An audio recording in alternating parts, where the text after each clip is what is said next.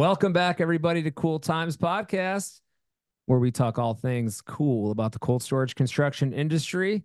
We are your hosts, Jenna and Vince Free, and today is a very special podcast day because we have our first international podcast all the way from Germany.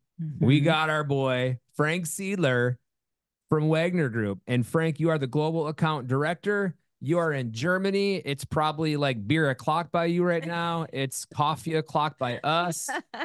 And dude, this is going to be a fun little podcast, fun show because we want to learn all about you and Wagner and your involvement and SEBA, the Controlled Environment Building Association. And Frank, dude, welcome to the show, man. Thanks for joining us. No, I'm so happy and I'm so excited. And with this introduction, I mean, I'm really happy that we agreed on doing this. So yeah, it's indeed almost beer time in Germany, maybe 2 more hours. And good morning to the US, of course. And Yes. happy to give you a tour. Yeah, absolutely. Now, in Germany, I thought you guys start drinking at like 9:30 in the morning. Ah, you picked up something very special, but I need only slightly to correct this. In Bavaria, they have beer at lunchtime, so around noon. Okay. And here in the north, where our company is located, close to Hanover, I think we start drinking beer when the moon goes up. Okay. See, Jen and I this year we went to Spain and Italy a couple years before that, and it was for the USA hockey thing. And I learned a lot about their culture because they're drinking like Aperol spritzers at like 9 in the morning for like breakfast or 11 a.m. Like, dude, and then like lunch beers is like a normal thing out there. So we're at this cafe working, and I just see guys in like safety yellow shirts, construction workers, safety yellow shirts, sitting down at a cafe and having a lunch, and they have a beer. Oh my goodness. They just have a beer. And he was maybe, a very light one. Yeah. Not a German beer. one. It was a light beer. It was a light beer, but I know that's in the US it's frowned upon. You can't drink and go back to work in the US. No. Never, ever. No. And no seriousness. I mean, in the business we are working in, this construction business with all the hazards. I doubt that this is a good idea, neither in Germany or in Spain. So I don't think that's a good idea. I might have just ratted someone out. So whoever that guy is in Jaca, Spain, be careful. I hope you don't get fired. Exactly. I won't name the company. No, keep it a secret. It's probably some landscaper. But Frank, tell us a little bit about yourself and who Wagner Group is. Yes. All right. So maybe start with myself. So I'm, oh my goodness, I don't tell you my age. That doesn't matter. I bet. Don't do that. You don't have to I'm do with that. I'm with the company almost for 20 years. Wow. And by education, I'm an engineer. And to be honest, never thought that I would enter the fire protection business. It all happened like an accident. But looking at the last 20 years, it never got boring. And the more I'm into it, the less I want to leave it. And so a happy accident. Good. Absolutely. And there's a story about this. Before I joined Wagner, I was working for a company which had its offices next door around the block. And each morning and afternoon, I was driving by the corporate building and I said, wait a minute, what a nice building this is. Why am I not working in that?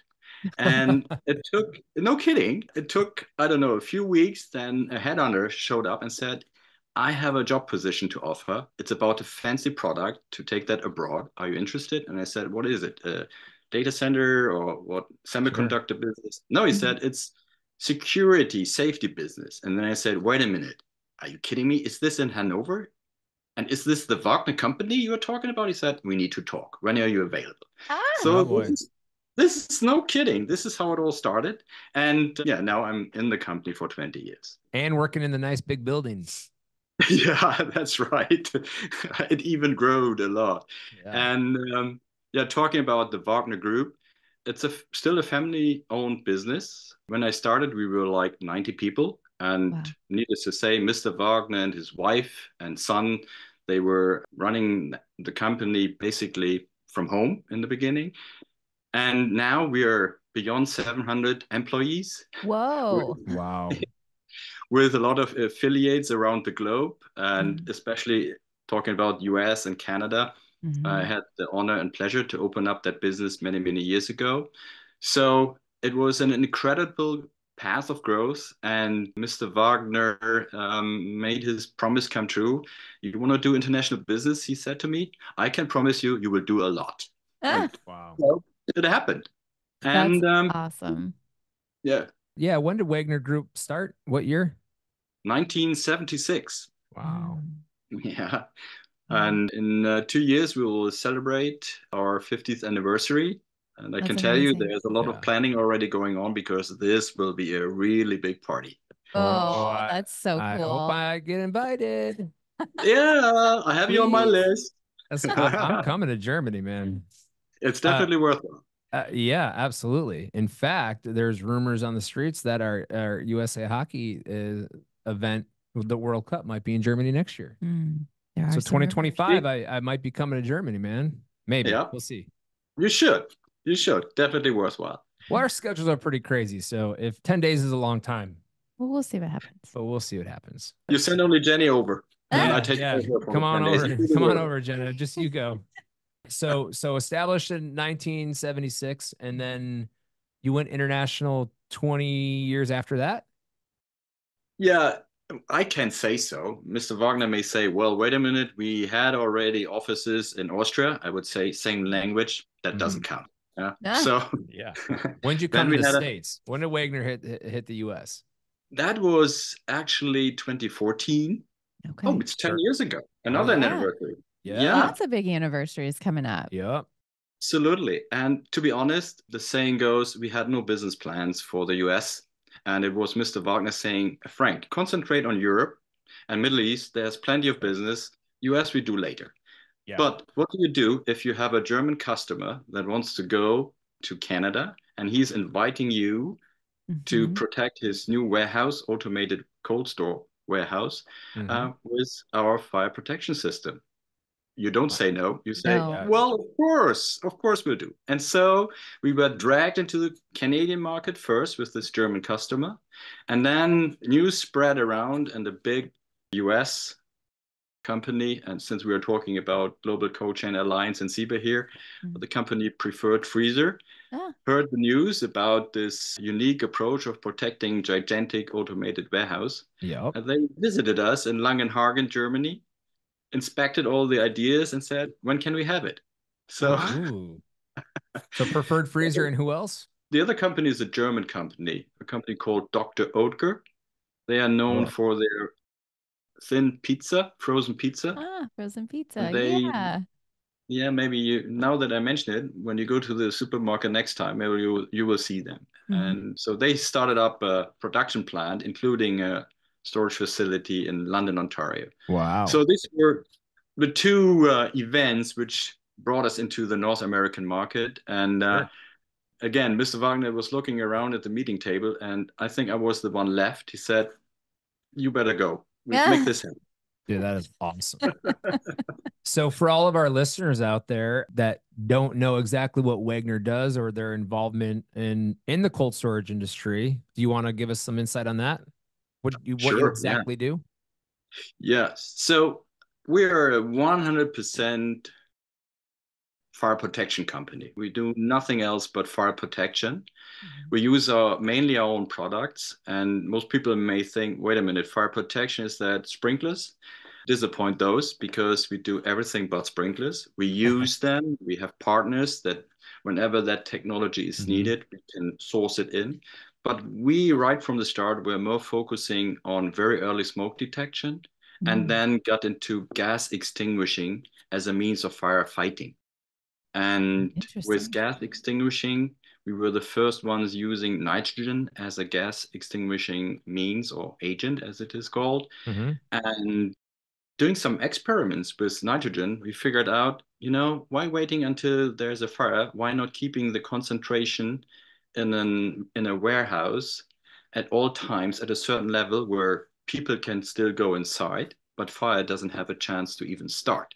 And Whoa. that was kind of the breaking news like 25 years ago Hmm. when Mr. Wagner said, you know what? We call this oxyreduct.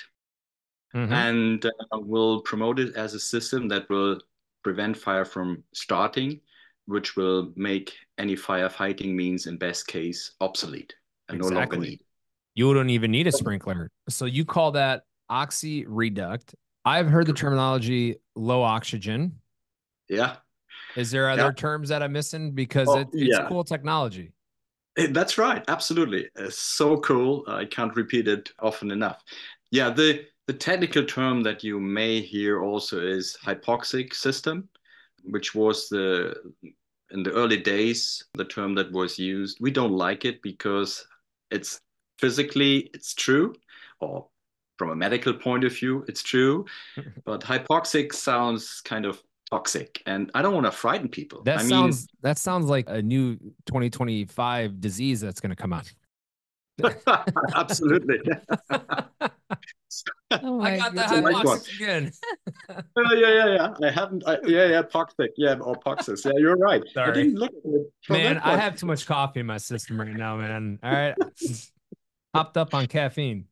Yeah, I will use that analogy in my next presentations for sure. God, yeah. So when we entered the US market, we tried to launch the term oxygen reduction system, but people they said, Frank, this is a tongue twister. Can't we make it something shorter, more, meaningful?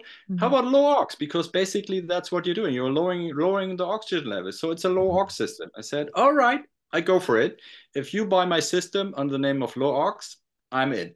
And so in the US, you will hear, especially in our community at CBAR or in the Global Cold Chain Alliance in total, you will mainly hear people talking about a low ox system.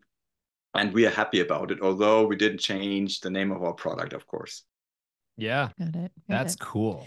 Now, Frank, tell me, did Wagner always work in the cold storage realm, or was that, the main goal with your fire systems, your fire protection, or do you work in other markets as well? Yeah, that's a very good question. In fact, when I started, Mr. Wagner said, we want to protect data centers, server. And I think at that time, we had no clue about automated warehouses. I mean, in the years 2006, when I started, or even before, so the first oxy-reduct system, Mr. Wagner sold to a little server room in Germany in the year 1999.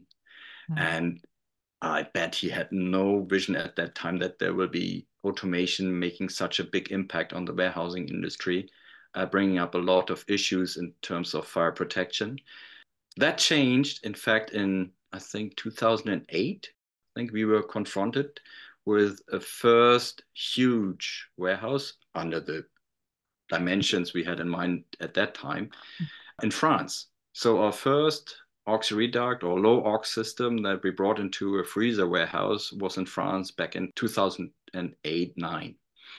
And then we realized there's something happening here. It looks like automation is the way to go. And the more fire risk by electric components, by stacker cranes, by conveyor systems, whatever they need to do this beautiful automation business, that is all causing additional risk and hazard in terms of fire. So thinking of water used in a cold storage is just insane. You don't like that. You don't want to have water in your cold storage when there's a fire alarm. Yeah. So that's want to go ice skating. Ice skating. Yeah, absolutely. This is definitely what's going to happen. Sure. And so since then, we were looking around and we were wondering how to find out what is this market about. And then we stepped into the Global Cold Chain Alliance. Believe it or not, it was we were searching for each other, I hope. Yeah. You found us. I did. I bet I did. You found us. It was how do you say, love on first sight? Love at first sight. I said, you're the ones we need because we have something special for your industry and you're so many. Let's go. Wow. Coming into the cold storage, obviously that was not the original plan, but it worked out. These buildings all seem to have unique challenges at times. What are some of the biggest challenges you guys maybe encountered as you were stepping into that market? And how did Wagner address them? How did you guys work around these maybe challenges within the cold storage facilities that you started working in? Nice question. Yeah, I think I would see two sides of the answer here. Mm-hmm. Number one thing is education. I mean, people are saying, what is this about? Oxygen reduction, low ox. How does it really work? Are you kidding me? Mm-hmm. I said, yeah, it does. And then, of course, the fear that, lowering the oxygen level is that dangerous for people and so forth. So we need to do a lot in educating people that this is safe. Mm-hmm. And fortunately, in all the years, more and more standards were created, more and more authorities approved it. So I think this is moving into the right direction, but it still remains a big challenge to have people educated about this approach and get all those rumors out. The rumors, right? The rumor mill. Sure. That's my worst enemy. Yeah. Yes. And technically, when it comes to construction business, the system only works if we can control the atmosphere. And fortunately, the cold storage business is already a controlled environment. I mean, you have to control the temperature at any time. So we are adding another piece of control by controlling the atmosphere. And just a tiny bit of technical piece here, we call it low ox or oxygen reduction, although we add nitrogen in tiny little proportions. So it's a nitrogen plus system. And the outcome is that the atmosphere turns to less oxygen because there will be more nitrogen in that same environment. Just as a little remark here. That's crazy. And so our partners in the construction industry, they need to, in cold storages, they have almost nothing special to foresee when the customer decides to go for an ox reduct system. We need a machine room like any other technology. Sprinklers, for example, building needs to be tight. The only thing that is a bit of a challenge, different to other firefighting means, we want to understand the logistic process because our worst enemy, I always say, is fresh air. Of course it is. They leave the door open too long. That's on my list, man. I'm going to hit you with that soon. Yeah. So, and this is the challenge we are facing. And the only way out is we want to come on board as early as possible in the very early stage. So to say, when the owner generated the idea to go for a new warehouse, this is when I want to be part of the discussions to direct it into the best way of making it a no-brainer to add an oxygen reduction system to the whole idea of the warehouse. Awesome. Man, makes sense. Frank, I have a lot to unpack here, so I hope you have a minute because first off, yes, you want to control the atmosphere of the building, and no better way to do that than having doors that go fast and seal tight. Which brings me to our sponsored moment here on the show. A quick shout out to Jamison Doors. They're our sponsor for this show today. Thank you. Frank, without our sponsors, we can't do what we're doing and make us look young and pretty, right? So shout out to Jamison Doors. Yeah, thank you guys. Y'all are keeping the building tight and controlling the atmosphere so this low ox system can work. Now, technical question. What oxygen levels do humans need in order to be able to breathe and function? Tricky question. And I give you the answer for Europeans. Okay. Go ahead. Then I give you the answer for North Americans with a asterisk as a footnote. Is it because we need more air to breathe because we're out of shape? Maybe your lungs work different. No, kidding. There is no global analysis of this, but to answer it this way, our atmosphere on the planet, all over the place, unless it is manipulated, has approximately 20.9% of oxygen in the atmosphere and 78% of nitrogen. So number one, the beauty of our approach is, remember I said we add nitrogen in tiny little proportions, pure nitrogen into that area that we want to control. So it's already a natural component of our atmosphere anyway. So our body knows nitrogen, in other words. And the beauty of our body is that it adjusts itself to a lack of oxygen. And maybe from athletes, they go to the high mountains to train, to train and then go back on sea level, and then they can work much harder and do all those world records, in simple words. Of course. And what happens is in the high mountains, we have the effect of thin air. Maybe you heard that term. It's also a nice movie and a book, I think. It beats me up every time I go skiing every year, Frank. Okay. It There does. you go. And what happens is the higher you go, the less pressure we have, less atmospheric pressure. So the density of nitrogen and oxygen molecules gets less, and you have to breathe harder. But bear in mind, don't get me wrong, you still can light up a fire because it's 29% also in the high mountains. It's just less oxygen available for our lungs. That's why you breathe harder. In simple words, medical guys may forgive me. So there is research, and you see people in the Andes, in Bogota, for instance, which is 2,500 meters elevation. And we have an oxygen level compared to sea level, which is around 15.5%. Mm-hmm. Wow. And people live nice there. I mean, they got adjusted, of course. And if we go there, I recently had the pleasure to fly to high altitude places. It takes a day or two at minimum to adjust and feel comfortable. Same like you experience when you go skiing, right? Sure. So it looks to me from all the research that if you go really below 13, 12, 11% of oxygen, so if you go, for instance, to the Andes in Chile, there's a construction ground for a new telescope. It's at 5,500 meters, so times 3, 16,000 feet.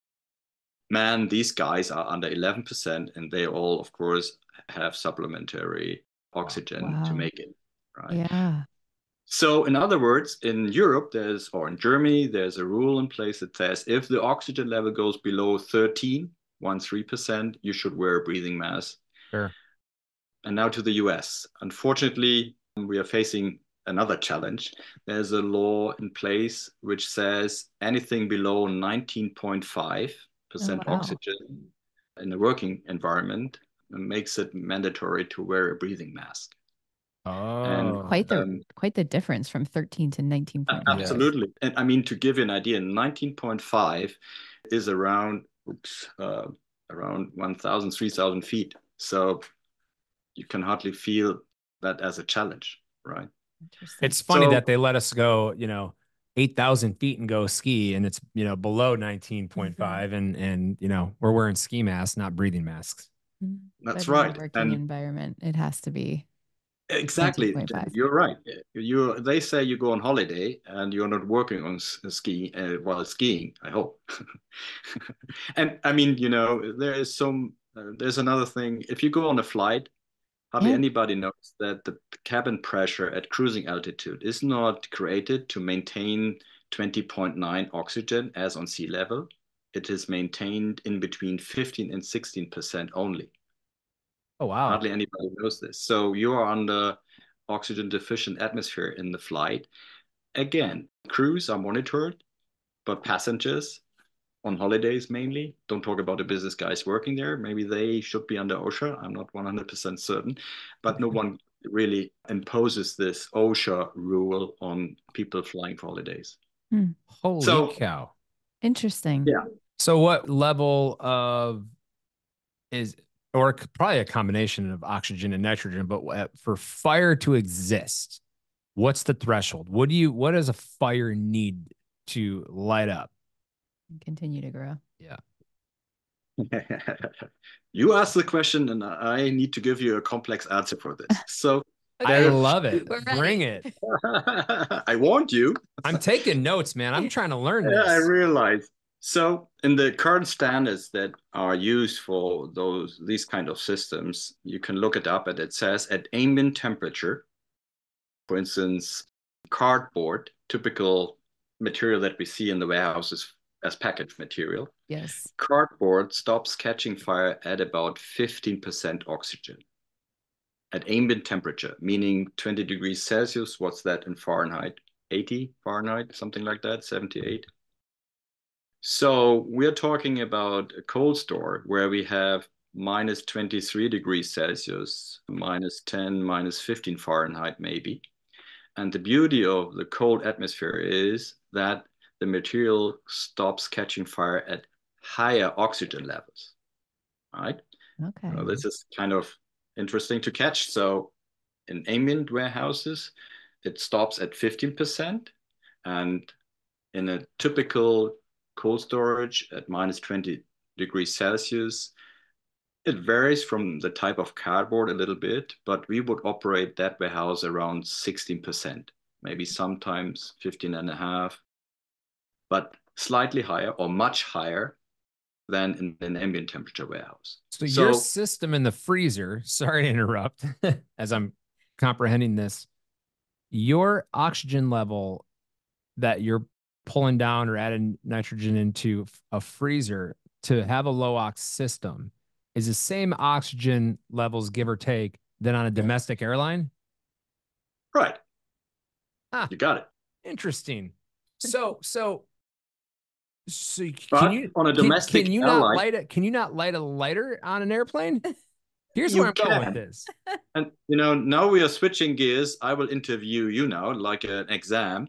So remember what I said. In the mountains, it's the pressure that makes the difference, but the percentage remains the same, so you can start a fire. No problem. Same in the aircraft. They are pressurizing. So they're doing basically what happens when we go to the high mountains. And instead of bringing the pressure up to sea level conditions, they remain in the middle size of a mountain peak, like 3,000, 9,000 feet, for instance. Yeah.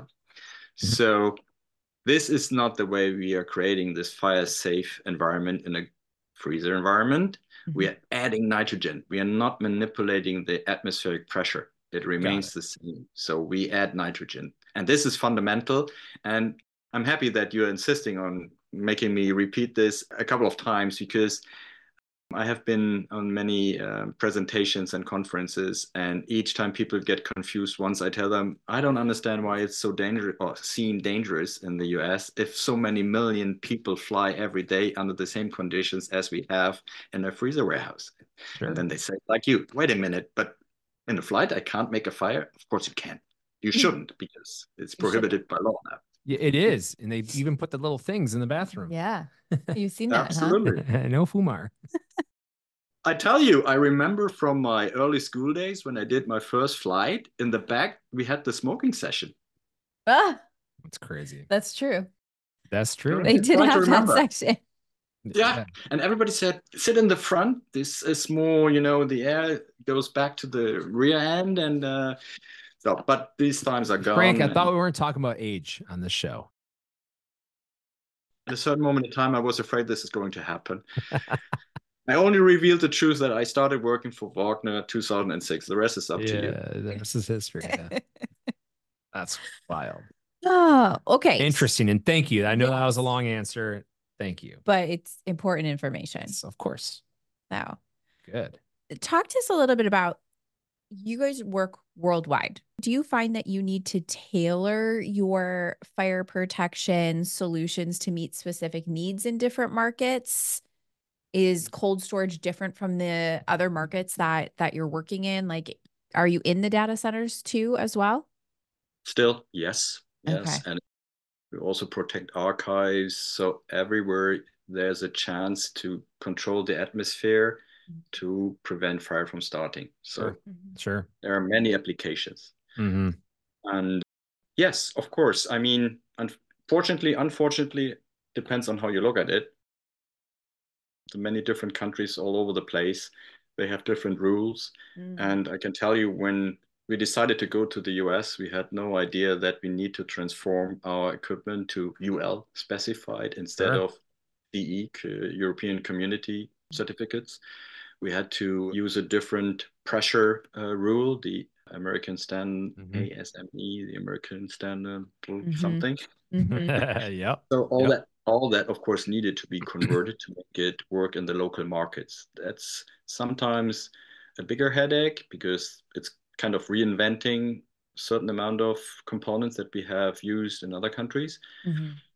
But it also helps to adapt to the local needs and make it easier for the next installs, because then we have a US version, which we can roll out into the North American market. Would you say that coming to America was that where you guys had the most challenge in terms of having to kind of change things up? I mean, not really. Like Okay. maybe it's such a great country out of many reasons. And of course, you have an established technology platform, standardization platform, which is slightly different than in Europe or anywhere else. For instance, the NFPA, the National Fire Protection Association, which gives the rules for firefighting in the US. We needed to get into that. We needed to understand the differences and to make it match the US market. It helped a lot once we understood how it worked. And with each different country, we learn also a lot. And it helps to improve our system and to, never stop making it even better. For instance, energy saving. Yeah. Very early, we were confronted with that as a challenge in the US also. And needless to say that our R&D department is trying to cope with the different rules that exist in the US, in Europe, or in Asia to make it all fit to our systems. But I mean, the biggest challenge is the health and safety thing, for sure. I hope that this will be resolved sooner or later. Sure. I mean, I'm not naive. This is a political thing, so it will take a lot of customers in the US pushing for it. Yep. Most likely, we are too small to influence that on our own. Yeah, absolutely. Sure. There's going to be a handful of general contractors out there and end users that are going to listen to the show, and they're going to ask, they want us, I know they're going to want me to ask this question. So let's talk price comparison. Hypothetically speaking, is this system, I would imagine you have like all these sensors throughout the whole building because there's all these dock doors and you're introducing all this, oxygen from the outside into the building with traffic and door responsibilities of like, how is their doors opening and closing? Are they closing? Long story short, is this system less expensive or more expensive than a standard sprinkler protection system? I like your question. And maybe a sidebar, since we are addressing this to the GCCA community. I worked on a white paper about low oxygen and as part of our CBAR code committee team. Yep. And we revised it, and I think it will be released very soon. And we had exactly that question, and it needed to be answered. So without revealing too many secrets right now, it's not published so far, I can tell you we figured out the bigger, the better. What does that mean? If you have, let's say, a significantly small warehouse where you need to install just a few sprinkler pipes and a few sprinkler heads, maybe then installing an auxiliary duct system is more expensive because you can get a sprinkler system for a nice price, and for a minor install, it doesn't hurt that much. But if you go to these really big warehouses with 100,000 pallets with a height of 120 feet, 40 meters, I don't know how many sprinkler pipes would be needed to go in rack. The install is a nightmare.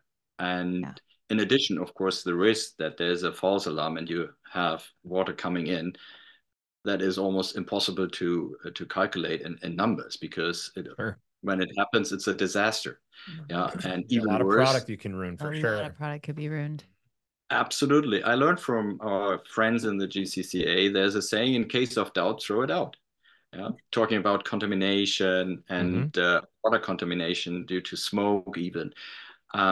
Plus, in case you have a fire, there are a lot of environmental requirements that you need to hold the water in a safe basin, because you can't let all those contaminated water go to the ground and ruin the soil.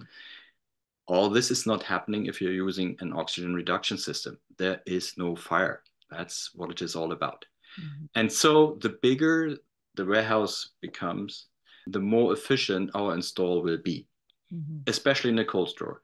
Just to give you a tiny little example, all that we need to distribute the nitrogen that we will bring into that cold storage is one pipe going into the room, feed it up to the evaporators, and use the cooling airflow as a transport mechanism to get the nitrogen everywhere the cold air is needed, meaning all over the warehouse. So if someone guarantees you that the temperature is everywhere the same in the warehouse, we hook up the nitrogen molecules in that cooling airflow, and the nitrogen will be there as well.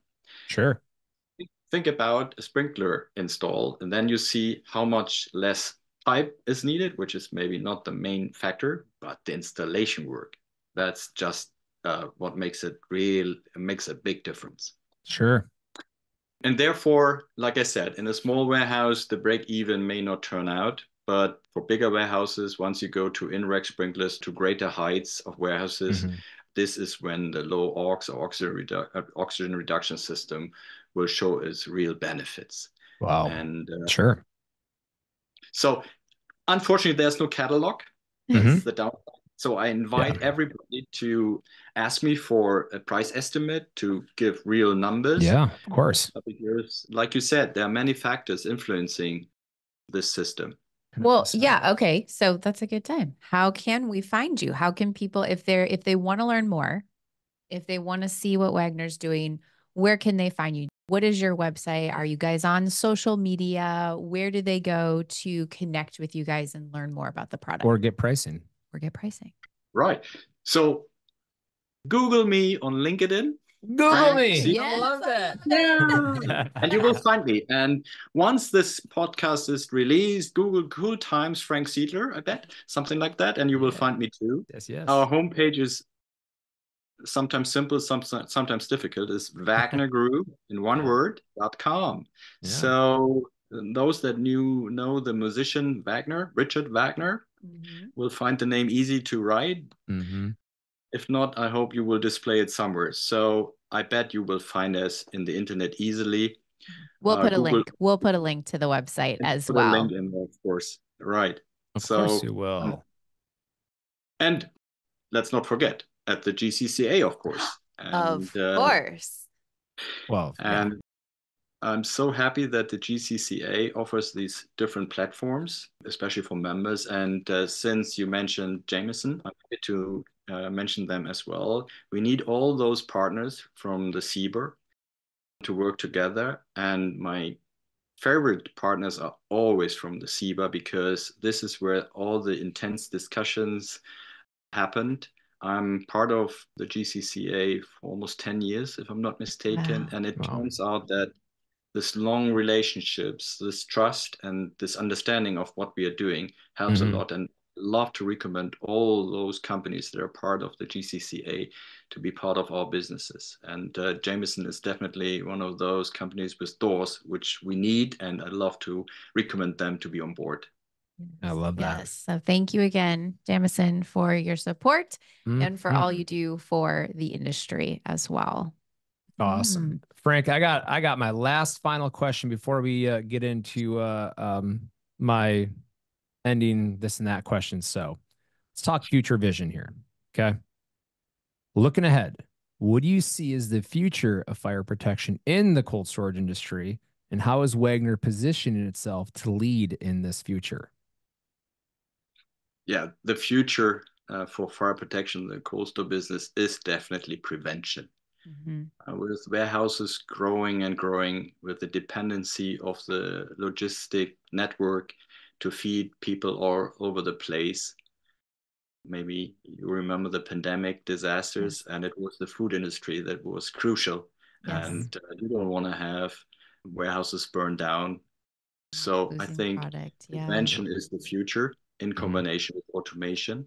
And we want to make sure that we offer the most solid, the most proven system, that no one is in doubt whether it works or not. And one aspect we didn't talk about is insurance industries. They are looking into this as well because you're paying fortunes in insurance fees if you don't have a proper fire protection in place. That's true. So the future is oxygen reduction, is oxygen reduction in the cold store business.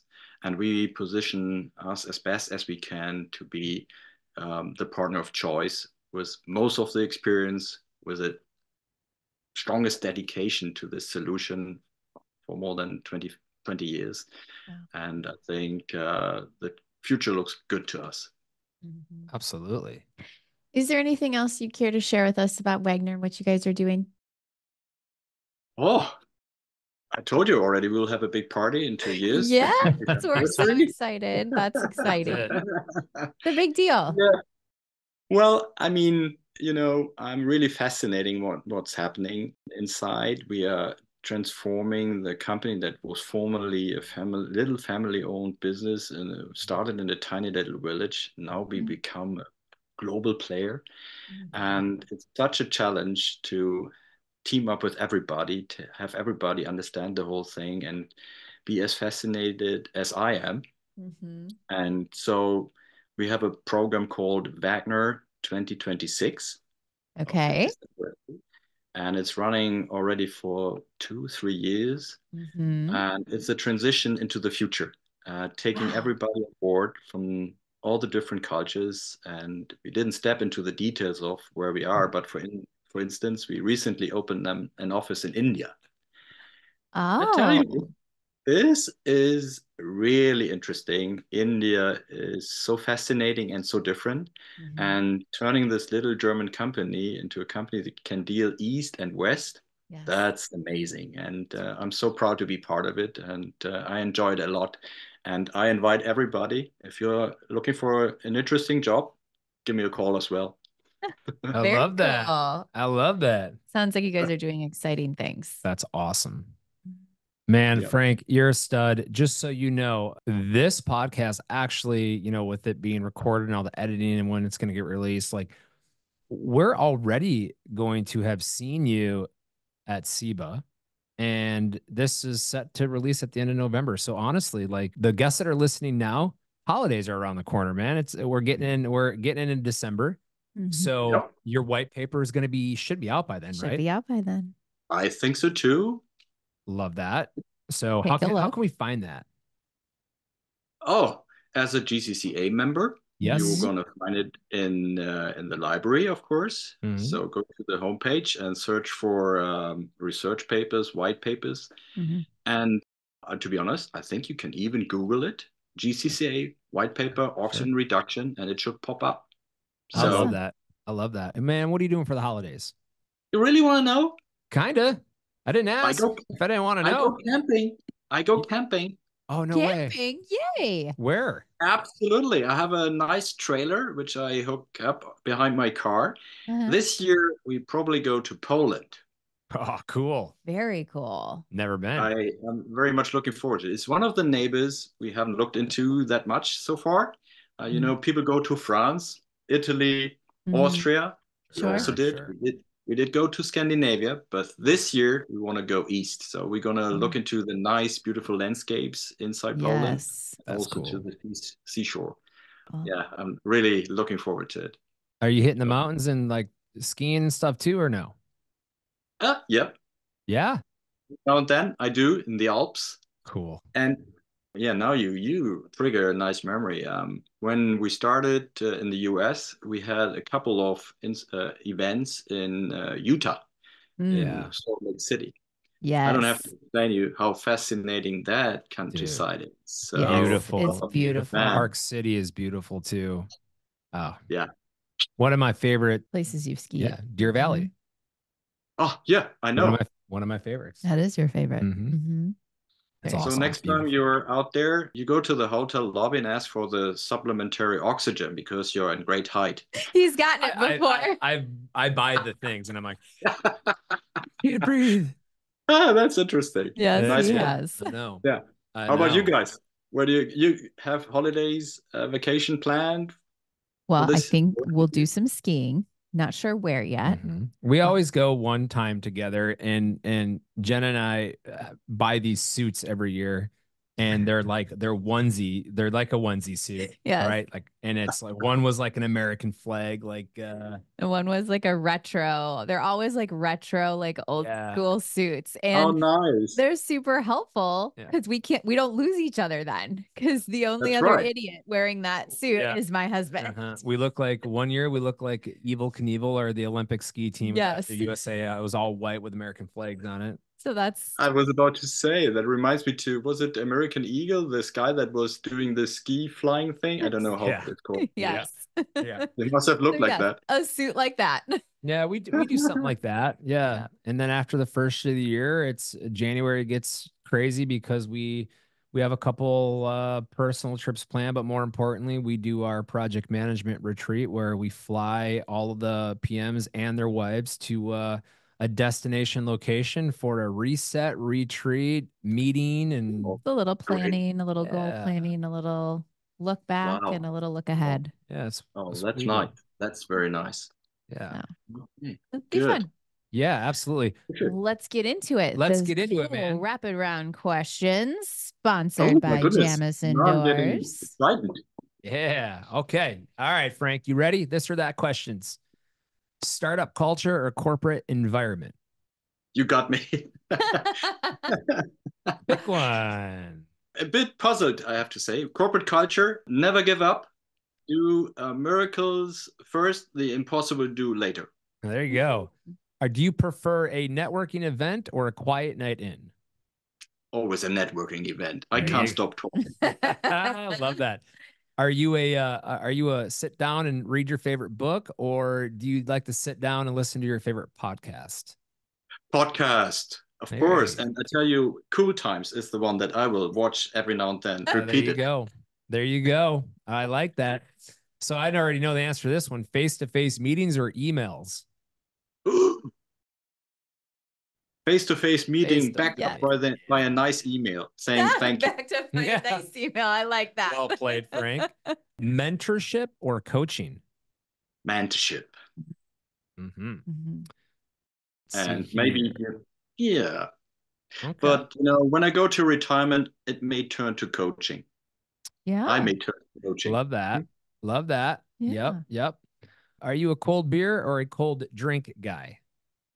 Ah, this question is not fair. I'm a German. What do you think? Cold beer. I'm definitely a cold beer guy. Are you ping pong or air hockey? To be honest, I think I would go for air hockey. Fun. It's I mission also impossible. love It's air mission hockey. impossible. Love Yeah, that. Love that. So I know you're a mountain guy now, but what about, hot weather, some water involved? Are you beach side or are you a pool side guy? Beach.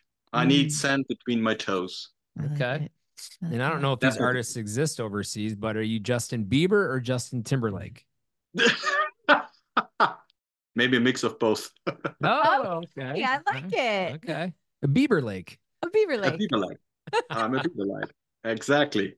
Well, Frank, So you nice have been questions. yeah, man. Frank, you've been a pleasure to have on the show. Thank you for sharing with us about Wagner's doing, what they have been doing, and educating us. That was awesome. And Frank, all these wonderful listeners get to watch this podcast on our YouTube channel, Cool Times Podcast. Hit that red subscribe button, share it with your friends. It helps get this out to everyone in the industry to spread knowledge of what we're doing and why and how. And it's our passion, right? And then you can listen to this on your Apple iPhone on the podcast app or on Spotify. And you'll find us on all the social medias, Facebook, Instagram, LinkedIn, X. and Twitter X. So, Frank, dude, you're a stud. We love you. Thank you. This is awesome. And then we're gonna have to run this back and do it again at the end of next year. I'd love to. And it was a pleasure being interviewed by you. So lovely people. Thank you so much for the opportunity. And we'll see you soon at We'll Seabar. see you I'll see you soon. soon. All right. Until next time, everyone. Cool times. Peace.